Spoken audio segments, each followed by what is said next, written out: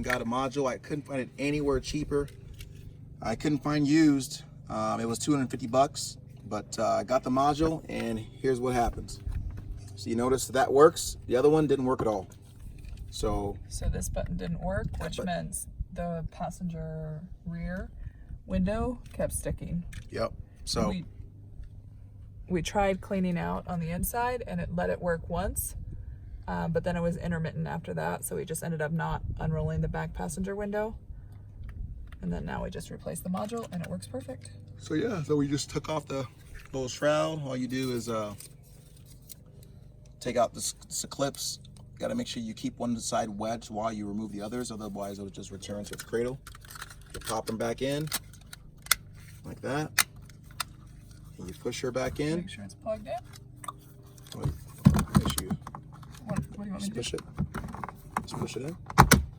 That's all she wrote. And I'm not left-handed. That's how easy it was. That's how easy it was. So guys, I tried to fix it myself, but and it worked a little bit. But there's some other components that were messed up, and unfortunately, you know, this is one of those things. Just replace the part and it's fixed. So that said, hope this was helpful.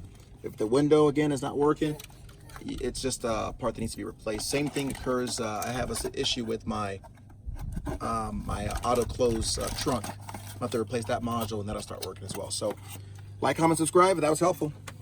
Out.